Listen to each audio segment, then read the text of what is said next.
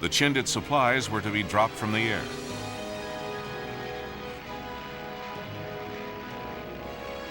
Wingate calculated that this would be sufficient to sustain the 7 Chindit columns, each of about 500 men, operating deep in enemy-held country.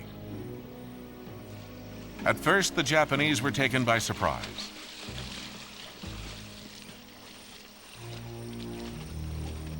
But they recovered quickly and began to close in on the Chindit columns. As the Chindits pressed deeper into Burma, their lines of withdrawal came under increasing threat. On the 25th of March, Wingate ordered the columns to make their way independently back to Burma. The return march took over a month. The withdrawal turned into a nightmare. Many of the men were in a wretched physical state, racked by malaria and other tropical diseases. The wounded had to be left behind.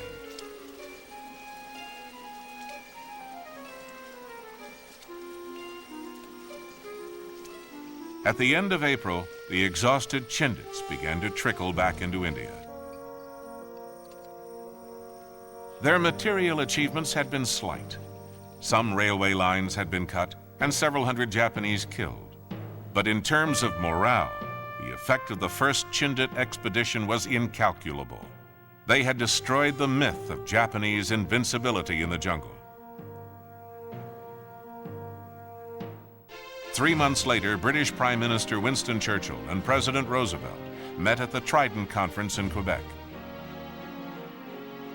At Trident, the Allied Joint Chiefs of Staff accepted Wingate's proposals for large-scale Chindit operations in support of a renewed offensive in Burma. At the meeting was Admiral Lord Louis Mountbatten, soon to become Supreme Allied Commander in Southeast Asia. Mountbatten and the Joint Chiefs also agreed to raise a force of 3,000 Americans, secretly codenamed Galahad Force, to be trained in jungle warfare. After some Allied infighting, General Stilwell won control of Galahad Force from Ord Wingate. The man he chose to command it was Frank D. Merrill, now a brigadier general. Like Wingate, Merrill did not cut an imposing physical figure. He was short-sighted, pigeon-chested, and flat-footed. Moreover, he had a notoriously weak heart, which was to plague him throughout the war. But he was genial, relaxed, and imbued with a quiet self-confidence which inspired all those around him.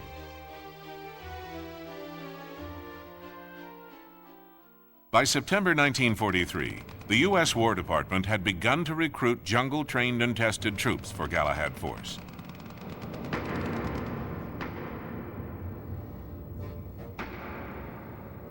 Many of them had seen action in the jungles of Guadalcanal.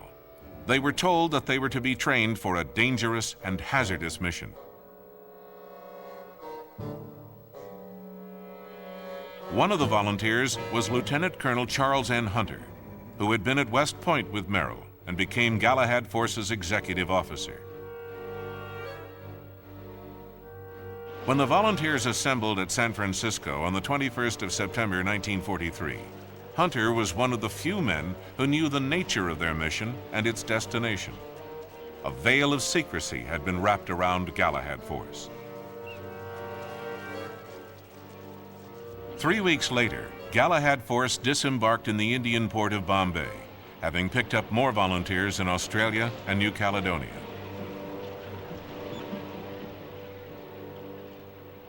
It was not long before Mountbatten arrived to meet Merrill and inspect his men as they embarked on their training for jungle warfare. Chindits were drafted in to teach Merrill's men how to fight and survive in the jungle.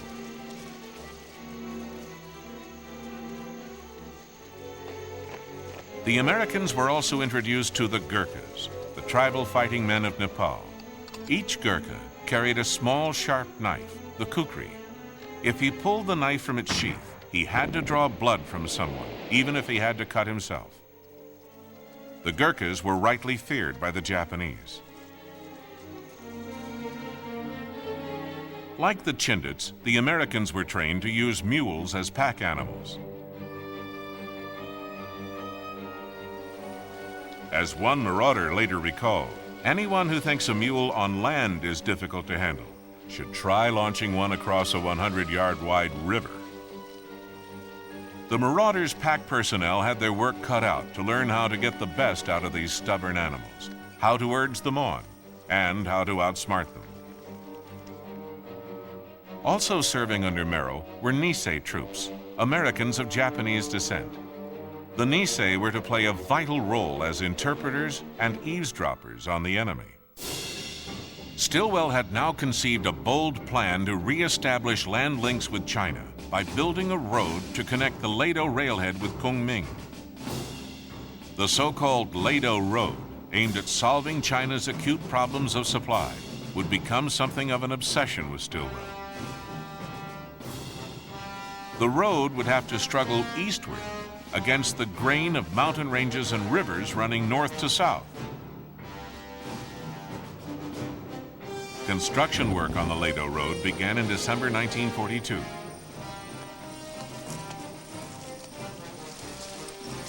It was one of the most difficult road building jobs in history.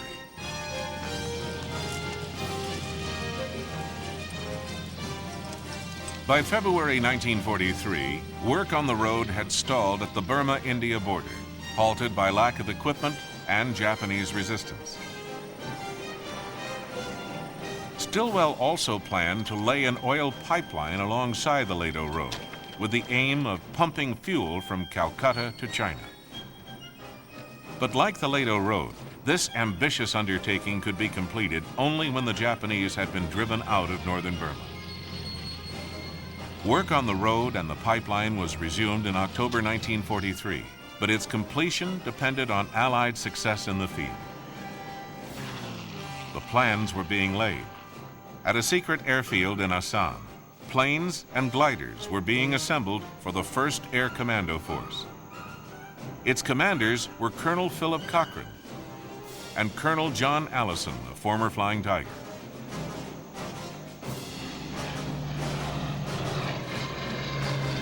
Cargo planes shuttled back and forth over the hump.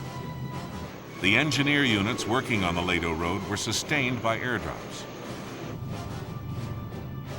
The fighters and bombers of Eastern Air Command stepped up their attacks on Japanese strongholds. At the end of 1943, Mountbatten and his deputy, Stillwell, met to finalize plans for the clearing of northern Burma. In the coastal region of the Arakan, scene of an earlier unsuccessful British campaign against the Japanese, the British 14th Army was to go on the offensive. In northeast Burma, the Chinese Lado Force was to move on Myitkyina and Mogong with the assistance of Merrill's command, soon to be known as the Marauders. The third element in the plan consisted of several Chindit operations in the enemy's rear, including airborne landings on sites cleared in the jungle.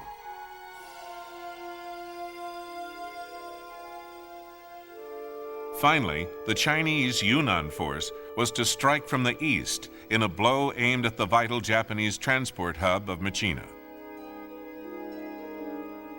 It was a complex plan, requiring the coordination of very different forces in very difficult country against a most determined enemy. The first step was taken by the 14th Army, closing in on the towns of Mongda and Buthidaung.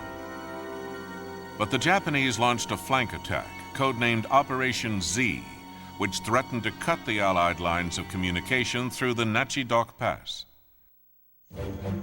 There was a bitter fight for this vital neck of land. RAF bombers and fighters pounded Japanese positions.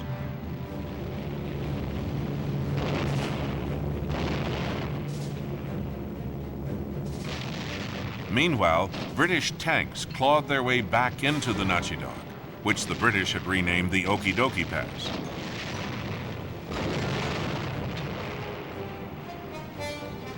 The British troops in the defensive position behind the pass were fighting for their lives, but they outnumbered the enemy, enjoyed air cover, and held firm.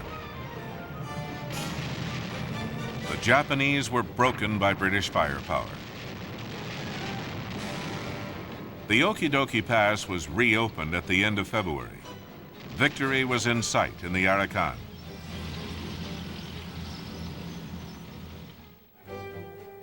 To the northeast, the Lado Force began its advance on the Japanese forces covering Machina and Mogong. Merrill's force was to operate in a harassing role on